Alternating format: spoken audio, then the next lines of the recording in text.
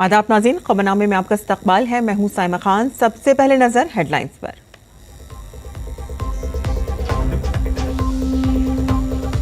वज़ीर-ए-आज़म नरेंद्र मोदी अपने दौरे के आखिरी दिन आज गयाना की पार्लियामेंट से करेंगे खिताब। भारतीय कम्युनिटी से भी मुलाकात करेंगे।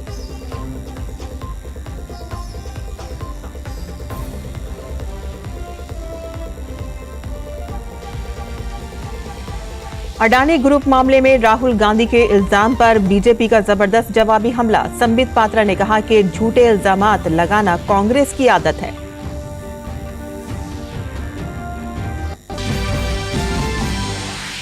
वक्फ तरमीमी बिल 2024 पर ज्वाइंट पार्लिमानी कमेटी की मीटिंग में अक़लियती उमूर की वजारत की तरफ से रखी गई राय। जेपीसी के सदर जगदम्बिका पाल ने कहा कि कमेटी अपनी रिपोर्ट बरवक्त करेगी पेश।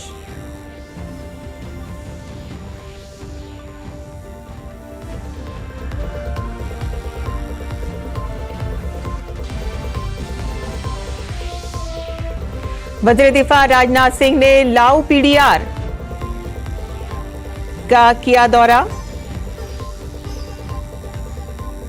आसियान वुज़राए दिफा की मीटिंग में की शिरकत। हिंद बहरुल काहिल में क़याम अमन और खुशहाली पर दिया जोर। बॉर्डर गावस्कर ट्रॉफी के पहले मैच के लिए पर्थ के ग्राउंड तैयार। नौजवान चेहरों के साथ तारीख रकम करने के लिए टीम इंडिया पुरअज़्म। WTC फाइनल में दाखिल होने के लिए सीरीज को बड़े फर्क से भारत को जीतना होगा।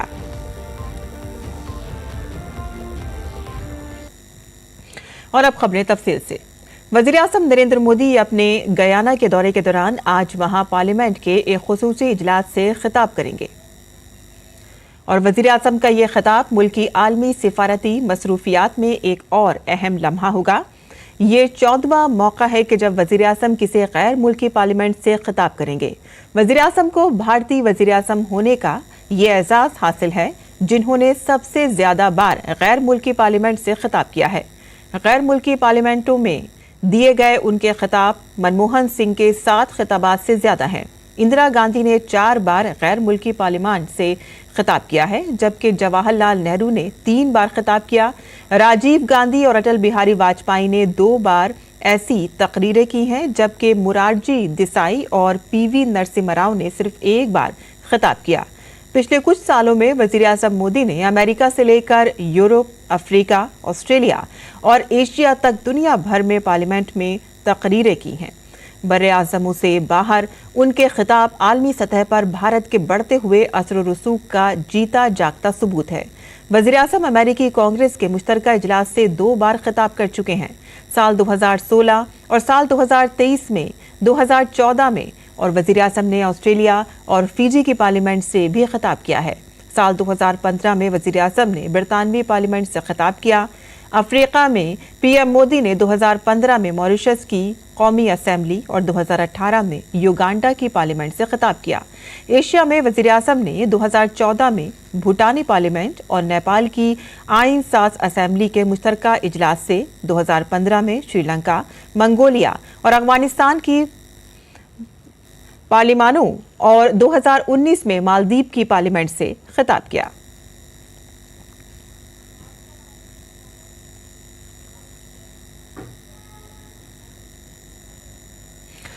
वज़ीर-ए-आज़म नरेंद्र मोदी ने गयाना के अपने दौरे के पहले दिन के प्रोग्रामों की झलकियां सोशल मीडिया के जरिए शेयर की हैं। इंस्टाग्राम पर वीडियो शेयर करते हुए उन्होंने लिखा कि मुझे यकीन है कि आने वाले दिनों में कैरेबियन ममालिक के साथ भारत के ताल्लुकात मजीद मजबूत होंगे।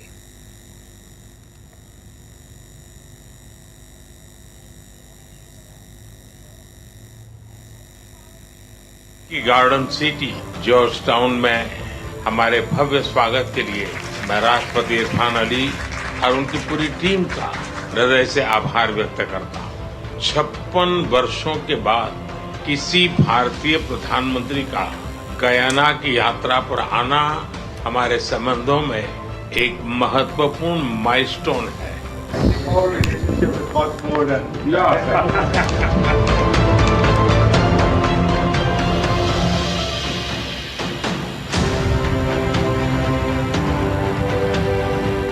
आज की बैठक में हमने हमारे सहयोग को मजबूत करने के लिए कई नए इनिशिएटिव्स की पहचान की है। हमारे आपसी व्यापार और आर्थिक सहयोग को बढ़ाने के लिए हम निरंतर प्रयास करते रहेंगे।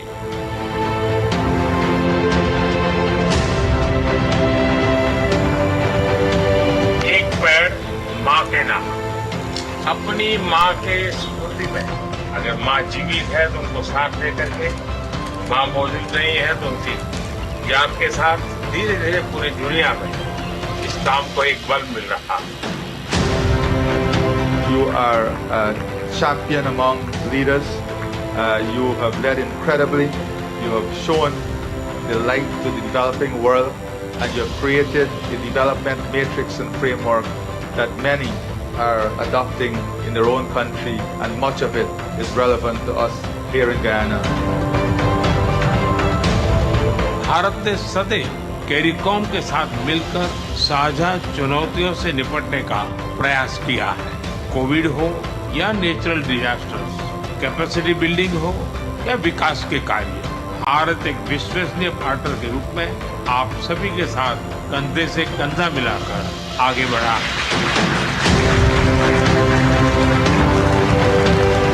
ये सम्मान केवल मेरा नहीं, बल्कि भारत के 140 करोड़ लोगों का, उनके पुरुषार्थ का, उनके संस्कार का, उनकी परंपरा का यह सम्मान है। वज़ीर-ए-आज़म नरेंद्र मोदी ने बाबाए कौम महात्मा गांधी की तालीमात और उनके अमन के पैगाम को आलमी सतह पर पेश करने में अपने अज़्म का इज़हार किया। पीएम मोदी गयाना के दौरे के दौरान महात्मा गांधी के मुजस्मे पर गुलाए अक़ीदत नज़र करेंगे।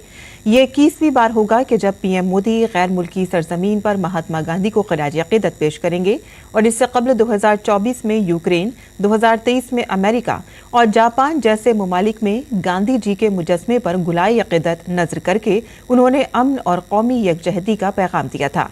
2019 में अक़वाम मुत्तहिदा के हेडक्वार्टर में गांधी सोलर पार्क और गांधी पीस गार्डन के क़याम जैसे इक़दामात उनकी आलमी छवि को उजागर करते हैं।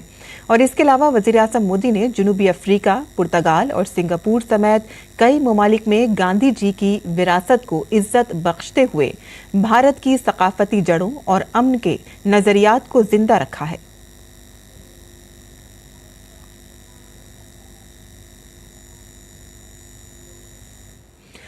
गयाना के सदर जॉर्ज टाउन में वज़ीर-ए-आज़म नरेंद्र मोदी को मुल्क के आला तरीन शहरी एजाज ऑर्डर ऑफ एक्सीलेंस से नवाजा और इस दौरान उन्होंने कहा कि ज़रूरत के वक्त किसी की मदद करना दुनिया का सबसे बड़ा इम्तिहान है, जिसे वज़ीर-ए-आज़म नरेंद्र मोदी ने कोविड के वक्त मदद करके ये इम्तिहान पास कर लिया है।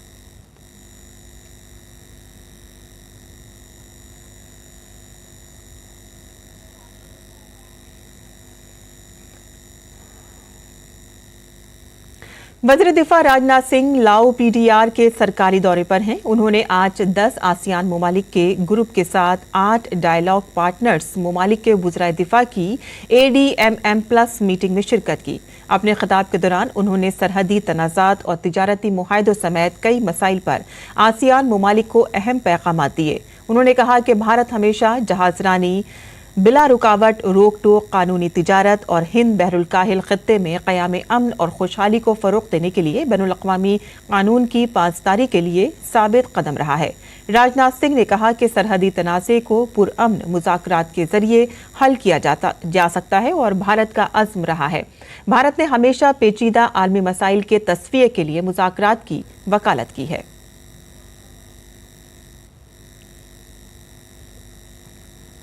और इसके साथ ही वज़ीर दिफा ने ADMM+ फोरम की तारीफ की और कहा कि ADMM+ फोरम खुले और ईमानदाराना अंदाज में ताउन और मुसाबकत के मसाइल पर बातचीत और गौर-व-ख़ौज़ करने का मौका फराहम करता है। वज़ीर दिफा ने सितंबर में टाइफून यागी से मुतासरा लोगों के तई ताज़ियत का इजहार किया और कहा कि भारत इंसानी इमदाद फराहम करने के लिए मुतासरा ममालिक के साथ सरगर्म अमल है। वफ़ तरमीमी बिल 2024 पर मुश्तरका पार्लिमानी कमेटी जेपीसी की मीटिंग दिल्ली में जारी है। आज होने वाली मीटिंग में कमेटी की अपोजिशन जमातों के अरकान ने जेपीसी की मुद्दत में तौसी का मुतालबा किया।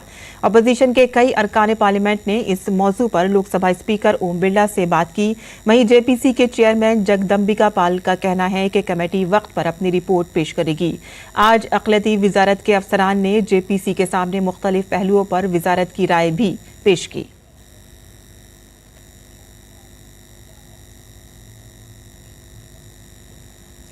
दिल्ली असेंबली इंतखाबात की तैयारियों के दरमियान आम आदमी पार्टी ने 11 उम्मीदवारों की पहली फहरिस्त जारी की है। इस फहरिस्त में ऐसे 6 नाम हैं कि जो हाल ही में कांग्रेस या बीजेपी छोड़कर आप में शामिल हुए हैं। आप की तरफ से जारी करदा उम्मीदवारों की फहरिस्त में छतरपुर से ब्रह्मा सिंह तनवर, किराड़ी से अनिल झा, विश्वास नगर से दीपक संगला, रोहतास नगर से सरिता सिंह, लक्ष्मी नगर से बीबी त्यागी, बदरपुर से राम सिंह, सेलमपुर से रणबीर चौधरी, सीमापुरी से सिंह ढंगलन और गोंडा से गौरव शर्मा, करावल नगर से मनोज त्यागी और मटियाला से सोमेश शौकीन को मैदान में उतारा गया है।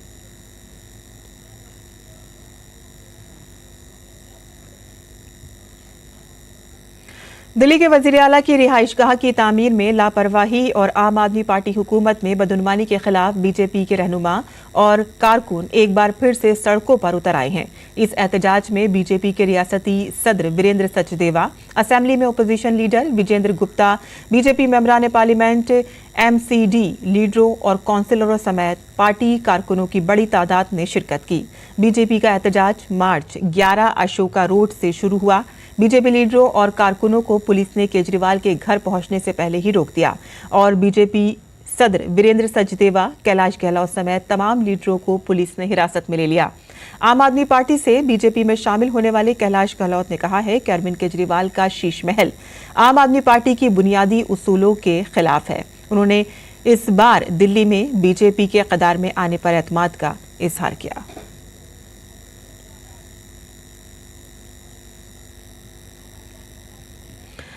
सनतकार गौतम अडानी की कंपनी अमेरिका में तहकीकात के दायरे में आ गई है और इसके बारे में कांग्रेस लीडर राहुल गांधी ने बीजेपी पर इल्जाम लगाते हुए कहा है कि इस मामले में जो भी मुलव्विस है उसके खिलाफ कार्रवाई होनी चाहिए। काबिल जिक्र है कि अमेरिकी प्रोसिक्यूटर्स ने इल्जाम लगाया है कि अडानी ग्रुप ने रियासती बिजली की तकसीम कार कंपनियों के साथ शमसी तवानाई के ठेके हासिल करने के लिए भारतीय हुकूमत के एहलकारों को मुबैना तौर पर 2029 करोड़ रुपए की रिश्वत दी है। ऑपोजिशन की सरकार हो चाहे बीजेपी की सरकार हो, इन्वेस्टिगेशन होना चाहिए, पनिशमेंट होनी चाहिए, मगर मेन बात है जो किंग पिन है, जो सेंटर है, उसको जेल में जाना चाहिए, अरेस्ट होना चाहिए और उसका इन्वेस्टिगेशन होना चाहिए, इंटरोगेशन होना चाहिए, पता लगाना चाहिए कि इसके पीछे कौन है। और बीजेपी लीडर संबित पात्रा ने अडानी केस में कांग्रेस लीडर राहुल गांधी के बयान पर जवाबी हमला किया है। संबित पात्रा ने कहा कि यह मामला अमेरिका और भारतीय कंपनी के दरमियान बिजली के लेन देन का है और उस वक्त जिन 4 रियासतों के नाम सामने आए हैं वो कांग्रेस और उसके इत्तेहादियों की हुकूमत में थी। 4 राज्य में SDC state distribution company, electricity distribution company, वो स्टेट की ही प्रॉपर्टी होती है, स्टेट गवर्नमेंट की। छत्तीसगढ़ की सरकार, छत्तीसगढ़ में किसकी सरकार थी? कांग्रेस पार्टी की भूपेश बघेल जी की सरकार छत्तीसगढ़ में उस समय मौजूद थी। आंध्र प्रदेश में वाईएसआरसीपी की सरकार थी।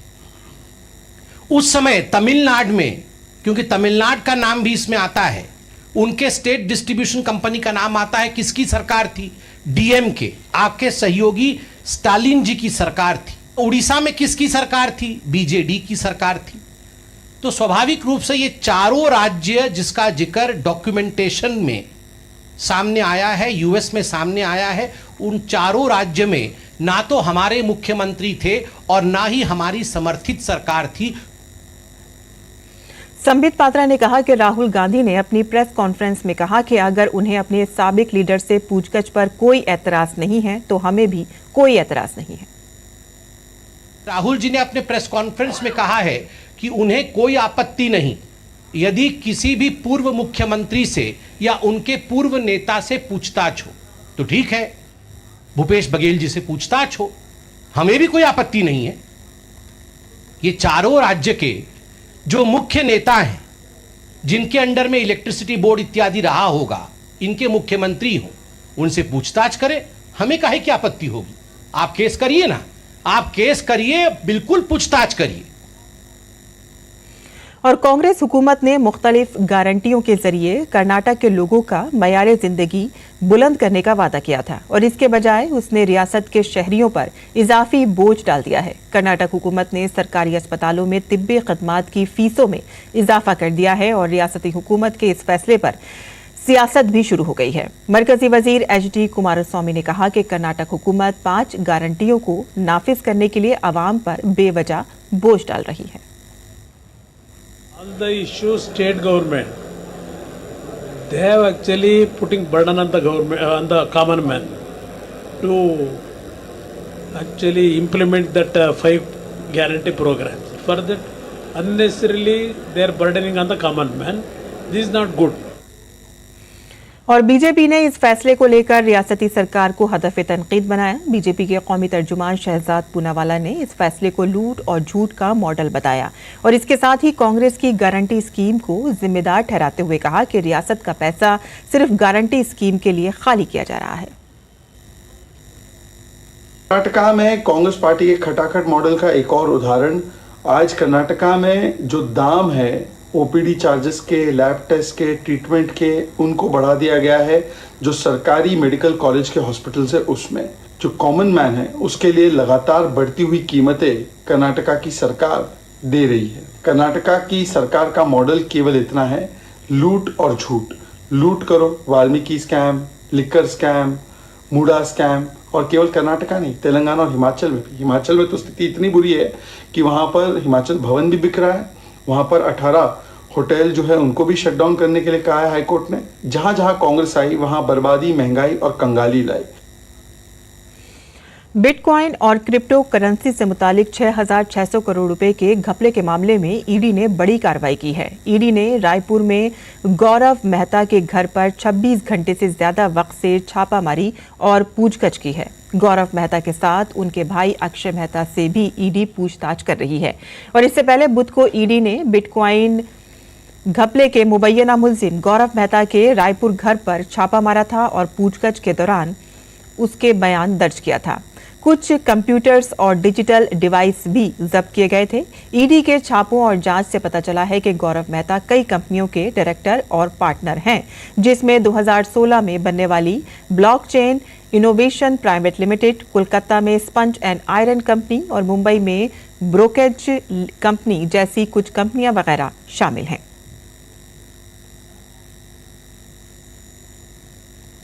बीजेपी के रियासती जनरल सेक्रेटरी संजय श्रीवास्तव ने बिटकॉइन घपले के इंकशाफात के बाद रियासत के साबिक वजीर आला भूपेश बघेल समेत रियासत के कांग्रेस लीडरों को हदफ तनकीद बनाया है। उन्होंने कहा कि महाराष्ट्र के इंतखाबात बिटकॉइन मामले से जुड़े हुए हैं।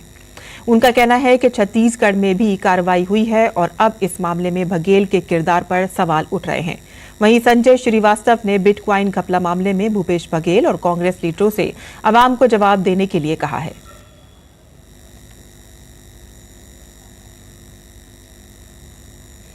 सदर जमहूरिया द्रौपदी मुर्मू ने दिल्ली के विज्ञान भवन में डॉक्टर हरे कृष्णा मेहताब के 125वें यौम पैदाइश पर प्रोग्राम का इफ्तिताह किया। इस प्रोग्राम में वजीर तालीम धर्मेंद्र प्रधान, सकाफत और सयाहत के वजीर गजेंद्र सिंह शेखावत और उड़ीसा के वजीर आला मोहन चरण मांझी भी मौजूद थे। इस मौके पर वजारत सकाफत ने डॉक्टर हरे कृष्णा मेहताब की जिंदगी और विरासत पर एक नुमाइश का एहतमाम किया। प्रोग्राम से खिताब करते हुए सदर जमहूरिया द्रौपदी मुर्मू ने कहा कि डॉक्टर हरे कृष्णा मेहताब की जिंदगी हर एक के लिए मशअल राह है।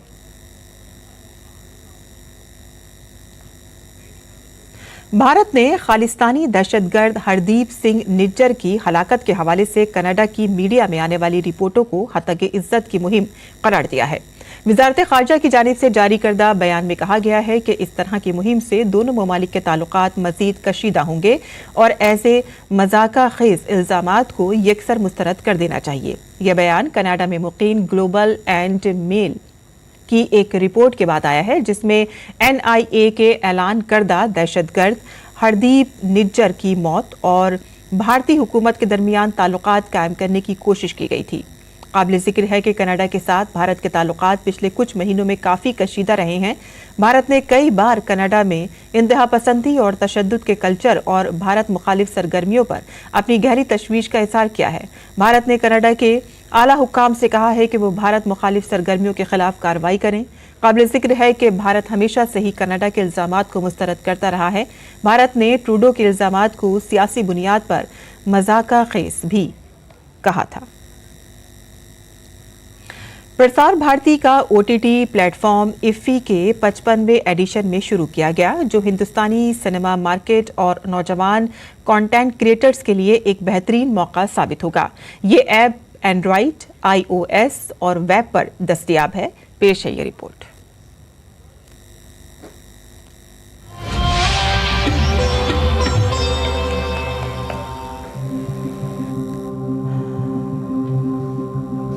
भारत की संस्कृति का दर्पण प्रसार भारती है कराता, भारत के हर रूप का दर्शन। बैनुल-अक़वामी फिल्म फेस्टिवल ऑफ गोवा के 55वें एडिशन का आगाज हिंदुस्तानी डिजिटल मीडिया के मंजरनामे के लिए एक अहम पेशरफ्त में आलमी सिनेमा मार्केट की जरूरियात को पूरा करने के लिए OTT प्लेटफॉर्म इफ्फी के दौरान नए इक़दामात के साथ आगाज हुआ। इसका बाज़ाब्ता आगाज मारूफ बैनुल-अक़वामी मेले में हुआ। पिछले 90 साल से आकाशवाणी और दूरदर्शन और फिर जब ये मिले तो प्रसार भारती भारत के लोगों को इंफॉर्मेशन, एंटरटेनमेंट, एजुकेशन सब कुछ प्रदान करते रहे हैं। ये हमारा उद्देश्य है कि हम हर उस प्लेटफॉर्म पर उपलब्ध रहें जहाँ पर कि ऑडियंसेस हैं। ऑडियंसेस जब मीडियम वेव पे थी तो वो रेडियो ब्रॉडकास्ट होते थे, FM ब्रॉडकास्ट आए, टेलीविज़न ब्रॉडकास्ट आए, कलर टेलीविज़न ब्रॉडकास्ट आए, हाई डेफिनेशन टेलीविज़न ब्रॉडकास्ट आए, इसके बाद फ्री डिश और सैटेलाइट के माध्यम से ब्रॉडकास्ट आए।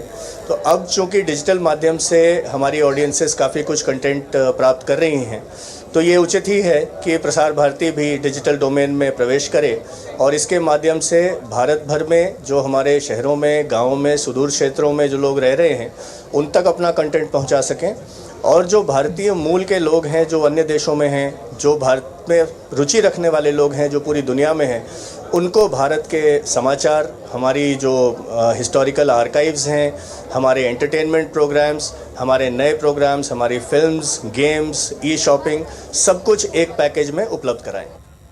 प्रसार भारती का OTT प्लेटफॉर्म नाजरीन को लाइव चैनल्स, आर्काइवल फुटेज और असली प्रोग्रामिंग समेत मुतनव्वे मवाद फराहम करने के लिए तैयार है। प्रसार भारती हमेशा से एक परिवार मूलक कार्यक्रम रहा है, जिसमें हमारे सभी चैनल्स जो हैं उन्होंने ऐसे कार्यक्रम प्रसारित किए हैं जिन्हें आप अपने पूरे परिवार के साथ बैठ कर के एंजॉय कर सकते हैं। आने वाले दिनों में भी हमारे यही प्रयास रहेगा कि जो हमारी लेगेसी है, जो हमारी हिस्ट्री है, उसको हम लोग और मजबूती से नए डोमेन में भी आगे बढ़ाएं। ये प्लेटफॉर्म खानदान के मुआफिक मवाद पर भी तवज्जो मरकूज करता है, जिसका मकसद हर उम्र के सामाईन के लिए एक मुकम्मल तफरीही तजुर्बा फराहम करना है। दूरदर्शन तो हमारे खून में था, अब वेब हमारी सांसों में होगा। मतलब अच्छी बात है, इनसे सारी चीज़ें बहुत जगह सिनेमा पहुंचती हैं। जया सिन्हा की रिपोर्ट, DD न्यूज़ उर्दू खबरें।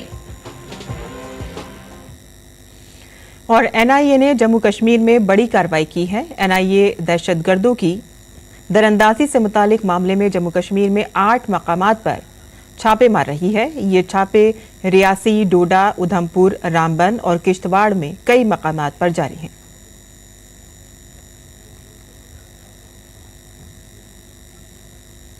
RBI के गवर्नर शक्तिकांत दास ने आलमी चैलेंजों से निपटने के लिए 3 शोबों पर तवज्जो मरकूज करने की बात कही है। मरकजी बैंकों की आला सतही पॉलिसी कॉन्फ्रेंस से खिताब करते हुए शक्तिकांत दास ने कहा कि जोग्राफियाई सियासी तनाज़ात और जंगों की वजह से पूरी दुनिया में सप्लाई चेन में रुकावटें और इफराते ज़र में इजाफा देखा जा रहा है और इसकी वजह से दुनिया भर के मरकजी बैंकों को तिजारत, टेक्नोलॉजी, सरमायाकारी और कर्जों की पायदारी के चैलेंजेस का सामना है। इन चैलेंजों से निपटने के लिए आरबीआई गवर्नर ने पॉलिसी की तश्कील और निफाज के 3 मखसूस शोबों पर तवज्जो मरकूज करने को कहा है। I propose to focus on 3 specific areas of policy making and implementation. These 3 areas which I am going to focus on, they include 1. Balancing inflation and growth, 2. Monetary policy communication, and 3. Crisis management. The period since the onset of the pandemic is an example of how the Reserve Bank of India could effectively maintain balance between price stability and growth within the space provided by the flexible inflation targeting framework. Effective fiscal monetary coordination was at the core of India's success in the face of a series of adverse shocks. और इसी के साथ ही हमारा खबरनामा यहीं खत्म होता है। हमारी पूरी टीम को इजाजत दें। आदाब।